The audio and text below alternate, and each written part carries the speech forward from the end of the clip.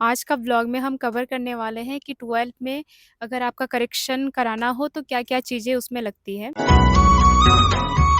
Hello everyone, आप सभी का स्वागत है मेरे इस नए व्लॉग में। आई होप आप सब अच्छे होंगे। मैं भी एकदम मस्त हूँ। आज मैं सुबह-सुबह निकल गई हूँ जैक ऑफिस के लिए। अभी हो रही है सुबह के 7 और यहाँ 7:15 में बस आती है। मैं डायरेक्ट बस से रांची जाने वाली हूँ और इसीलिए मैं अभी खड़ी हूँ, बस का इंतज़ार कर रही हूँ। मैं टाइमली पहुँच गई थी बट बस आज 10 मिनट लेट थी और अभी आ रही है बस। 3.5-4 घंटा सफ़र करने के बाद मैं फाइनली पहुंच जाती हूँ जैक ऑफिस। जैक ऑफिस आए हुए मुझे काफ़ी बार हो गई है, मतलब 10 से 12 बार। बट आज जितना क्राउड मैंने कभी पहले ऐसा नहीं देखा। आज बहुत ही ज़्यादा क्राउड था। पहले मुझे ऐसा लगता था कि मेरा ही सर्टिफिकेट में गलती है, बट आज जितना क्राउड देख के लग रहा है कि इतने सारे स्टूडेंट का मतलब 24 जिला के आज यहाँ आए हुए हैं और बहुत ज़्यादा क्राउड हो रखी है। सबका सेम प्रॉब्लम है, कुछ ना कुछ इधर उधर करेक्शन कराना ही है। तो मैंने एंट्री करा ली है, अभी मैं जा रही हूँ अंदर और यहाँ पे भी बहुत लंबी लाइन है। कुछ साइन करके अंदर जा रहे हैं। मैंने फरवरी में 10th के करेक्शन के लिए अप्लाई किया था और अभी तक मुझे नहीं मिला है, तो मैं अभी जा रही हूँ सीधा रिकॉर्ड रूम और वहाँ पता करती हूँ कि कहाँ तक प्रोसेस हुआ है। आज मेरा फाइनली रिकॉर्ड रूम से फॉरवर्ड हो गया है और आप देखो बाहर इतना ज़्यादा भीड़ है। जगह जगह से लोग आए हैं, 24 जिला से आए हैं। सब परेशान हैं, सब फैमिली बच्चे सबको लेके आए हैं क्योंकि 30 जून तक कहा गया था कि लास्ट डेट है। इस भीड़ में कुछ लोग ऐसे भी आए हुए थे जिनको कोई आइडिया नहीं है कि करेक्शन का प्रोसेस क्या क्या होता है। बस वो एक लेटर लेके आए हैं स्कूल से।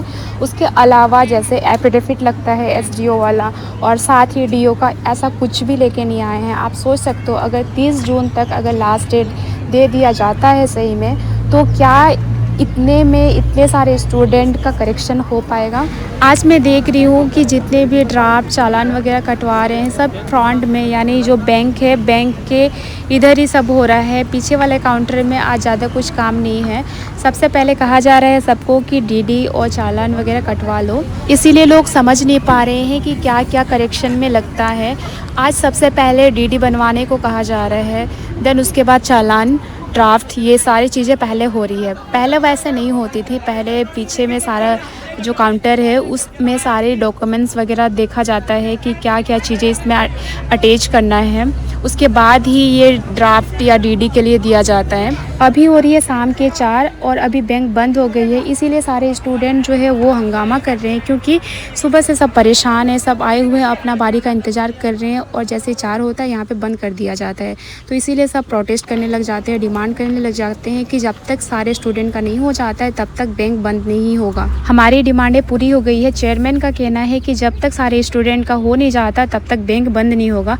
आपको यकीन नहीं होगा, अभी हो रहे रात के 9:30 और अभी जाके हमें ड्राफ्ट मिला है।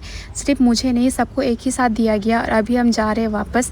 यहाँ पे अच्छा हुआ कि मेरे इधर के ही कुछ फ्रेंड मुझे मिल गए थे, इसीलिए अभी हम लोग जा रहे हैं सब साथ में।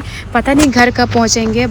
घर से मैं ये सोच के नहीं आई थी कि देर रात तक मैं यहाँ पे रुकने वाली हूँ। एक्चुअली मुझे 12 का भी करेक्शन करना है, तो उसके लिए डीडी ड्राफ्ट वगैरह मैं बनवा रही थी, इसीलिए मैं इतने देर रात तक रुक पाई। तो हम कल काफ़ी देर रात के बाद घर पहुँचे हैं। वहाँ से आने के बाद एक अपडेट आया है कि 30 सितंबर तक लास्ट डेट है करेक्शन कराने का। जी हाँ, 3 महीना बढ़ा दी गई है। आप 3 महीने के अंदर अपना जो भी करेक्शन कराना हो उधर आप अप्लाई कर सकते हो, यानी सबमिट कर सकते हो। कल बहुत कोई ने डीडी ड्राफ्ट चालान वगैरह कटवा लिया है, तो वो मंडे को जाएंगे और जो डीडी ड्राफ्ट बनवाए हो आप वहाँ से, वो 3 महीने का वैलिडिटी है। तो ऐसा नहीं है कि आप अगर मंडे को नहीं जाते हो तो नहीं होगा, वो 3 महीने का वैलिडिटी है। आज का व्लॉग में हम कवर करने वाले हैं कि 12th में अगर आपका करेक्शन कराना हो तो क्या-क्या चीज़ें उसमें लगती हैं। 10th का मैंने ऑलरेडी वीडियो डाला हुआ है और जो नहीं देखे हो मैं डिस्क्रिप्शन में मैं ऐड कर दूँगी, आप नीचे जाके चेक कर सकते हो कि 10th में क्या-क्या लगता है। ओके, तो हम बात कर रहे थे 12th वाला। तो 12th में आपको 10th के जैसा कुछ भी नहीं लगेगा, मतलब जितना आपको 10th में लगता है उतना 12th में नहीं लगता है। 12th में बेसिकली आपको स्कूल से एक फॉरवर्डिंग लेटर बनाना होगा जो कि जैक के नाम पे होगा और उस लेटर में आप सारी चीज़ें मेंशन करोगे कि आपका नाम क्या है, आपको क्या सुधरवाना है, रीज़न भी आप वहाँ पे लिखोगे और उस एप्लीकेशन में वहाँ के टीचर यानी वहाँ के जो वार्डन है वो फॉरवर्ड करेंगे। उसमें लिखा हुआ रहेगा फॉरवर्ड टू सचिव, या फिर हिंदी में लिखा रहेगा साथ ही मोहर। और उसमें वार्डन मैम का सिग्नेचर या प्रिंसिपल का सिग्नेचर लगेगा।